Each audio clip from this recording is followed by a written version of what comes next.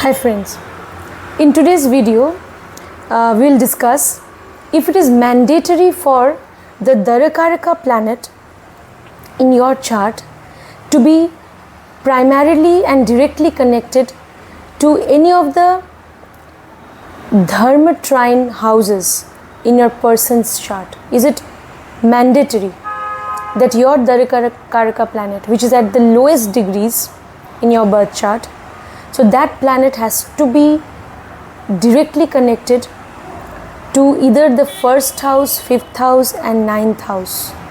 I told you in my earlier videos that the DARAKARAKA planet in your chart, it should either be the first lord or ascendant lord, fifth lord or ninth lord in your person's chart and vice versa. Okay? Or it should be posited either in the first house, fifth house and ninth house.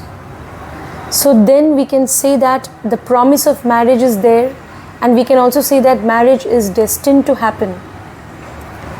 Or it should have a very strong connection with your moon, ascendant lord and sun. That's what I told you. But is there any other principle? Is there any other principle which can also, show that the promise of marriage is there? Is there any other way in which we can match the DARAKARAKA planets or look at the DARAKARAKA planets in your chart and your person's chart? So we'll discuss that today. Alright, friends, I'll show you with the help of example charts. Okay, so please stay with me.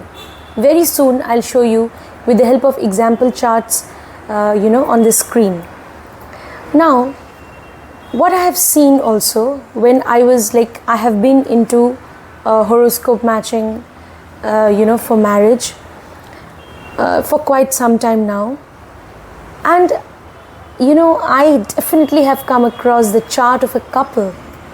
Okay, they have been married for many years now, and I noticed a very interesting DARAKARAKA position, which I'll discuss with you today so that you also get clarity and you become aware of this particular position of the DARAKARAKA planet in your person's chart. Okay, so when you look at two charts for horoscope matching, then also I have seen, suppose in the female native's chart, say the planet which is at the lowest degrees, that is the DARAKARAKA planet. So that planet, it has to be a very important or seminal planet in the chart of the male native. Okay? Now, there is also one more way in which you can, say that it is important in the male native's chart, and that is that particular planet may be posited in the second house of the male native. That's what I have seen. The female native's chart, a planet is DARAKARAKA, and that planet may be placed in the second house of the male native. Similarly, in a male native's chart, if a planet is DARAKARAKA, that planet may be placed in the second house of the female native's chart. Okay? Second house is the house of our possessions, all our possessions that we have, material possessions, our values, everything that we have, our health, everything is seen from the second house. Okay? So second house is a very important house in the birth chart.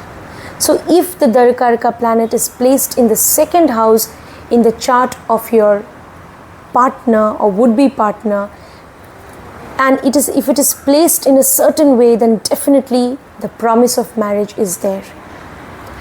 Now, if the DARAKARAKA planet is placed in the second house, and I'll show that with the help of two example charts. So it is the DARAKARAKA planet in the chart of the female native is in the second house of the male native, or vice versa. But that DARAKARAKA planet which is now in the partner's chart in the second house, that DARAKARAKA planet should be aspected by the ascendant lord. It should be aspected by the ascendant lord, and that DARAKARAKA planet should also in turn aspect the ascendant lord. And that aspect is generally the trinal aspect, which we consider to be very important in Bhrigunandinari Jyotish. That is the 5th or 9th aspect. That DARAKARAKA planet must cast 5th or 9th aspect in your partner's chart. Okay, that DARAKARAKA planet, if it is posited in the 2nd house, from there it should cast 5th or 9th aspect on the ascendant lord, or the ascendant lord also will now in turn cast either 5th or 9th aspect on the DARAKARAKA planet. So that is also a very important sutra which you need to keep in mind, very important principle. And if this condition is also fulfilled, the marriage can happen. The promise of marriage is there. Friends, I have mentioned the 2nd house just now. Not just 2nd house. If the DARAKARAKA planet in your chart is placed in any of the Kendra houses, that is either in the 1st house, 4th house, 7th house or 10th house also. These are the Kendra houses. So if that DARAKARAKA planet is placed in any of the Kendra houses, and from there also if it is casting trinal aspect on the ascendant lord, then also definitely we can say that the promise of marriage is there. So friends, this condition is also, this is also a new principle which I discovered, because the couple whose chart I will show today, so they have been married for many years now. So definitely, if this condition of DARAKARAKA planets is also fulfilled, we can say with conviction that the promise of marriage is there. Now I'll show how you need to match the DARAKARAKA planets in the respective charts of the female native and the male native, how you need to match that with the help of this particular principle which I discussed just now. So I'll show that on my screen, how you need to match the DARAKARAKA planets for marriage. So just have a look at my screen. Now just have a look at these two example charts. So definitely it will be clear to you. This is the chart of the female native. Okay, this is the chart of the female native. She is a Cancer ascendant.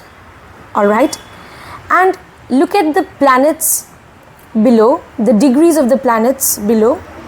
So here you will see that the planet which is at the lowest degrees is Jupiter. Okay, it is at 2 degree 55 minutes 45 seconds. Alright, so Jupiter is the DARAKARAKA planet in this chart. Alright, that means in the female native's chart we have got the DARAKARAKA planet. Now let me check in her husband's chart if Jupiter is an important planet. Okay, now we have opened the husband's chart. This is the female native's husband's chart. In this chart, the male native's chart, in this chart, friends, you will see that Jupiter is placed in the 2nd house. Okay, Jupiter is retrograde and is placed in the 2nd house. Alright, now Jupiter in Bhrigunandinari, when a planet is retrograde, it casts 12th aspect, and its 12th aspect is considered to be very, very powerful. So Jupiter will cast 12th aspect on the ascendant or the 1st house. On the 1st house, this is Jupiter in the 2nd house. Jupiter will cast 12th aspect as per Bhrigunandinari Jyotish on the 1st house or the ascendant or lagna. Alright? Alright, so Jupiter is casting aspect on the first house. Now Jupiter is also casting fifth aspect on the moon. 1, 2, 3, 4, 5. So it is casting fifth aspect on the moon. Moon is also very important in the chart of the male native. So Jupiter is casting fifth aspect on the moon, which is a trinal aspect. It is casting fifth aspect on the moon, and it is casting ninth aspect on the ascendant lord. The ascendant lord, this male native, is an Aquarius ascendant. So Saturn is the ascendant lord. So Jupiter is casting ninth aspect. You can see ninth aspect on the ascendant lord Saturn, and Saturn is casting fifth aspect on Jupiter. Okay, so Jupiter is a very important planet in the chart of this male native. Okay, so it is in the second house. It is casting 12th aspect on the first house, casting 12th aspect as per BNN on the first house, and it is casting fifth aspect on the moon.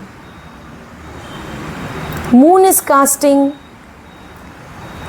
in turn moon is also casting aspect, ninth aspect on Jupiter. Jupiter is casting ninth aspect on the ascendant lord, that is Saturn, and Saturn is also casting fifth aspect, which is a trinal aspect on Jupiter.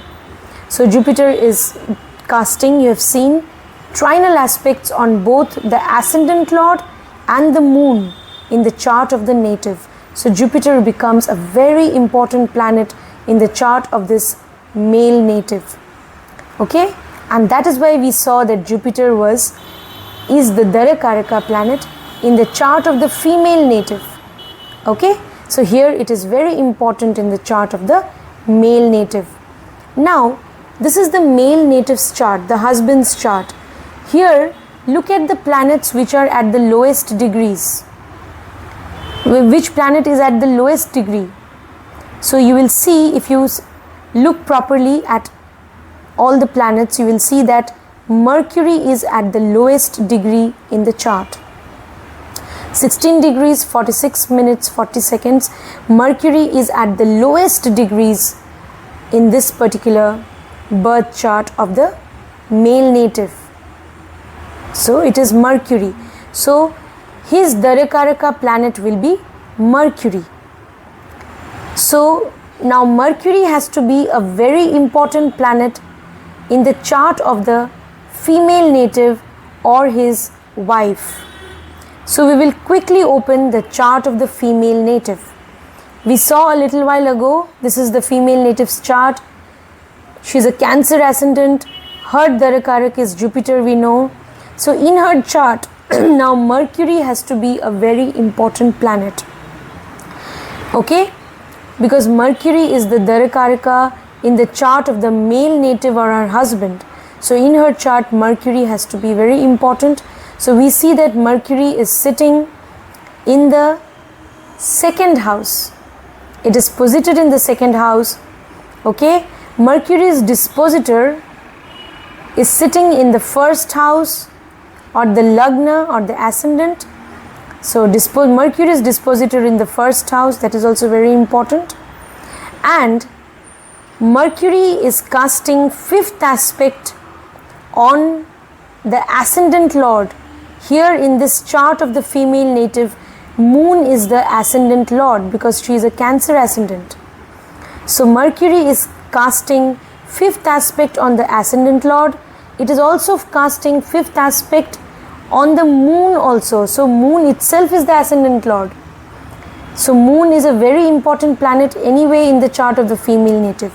So both her moon and also her ascendant lord, which is moon again, both are being aspected by Mercury. Mercury's fifth aspect is falling on the ascendant lord moon, and moon is casting ninth aspect, the ascendant lord and moon casting ninth aspect on Mercury, which is posited in the second house.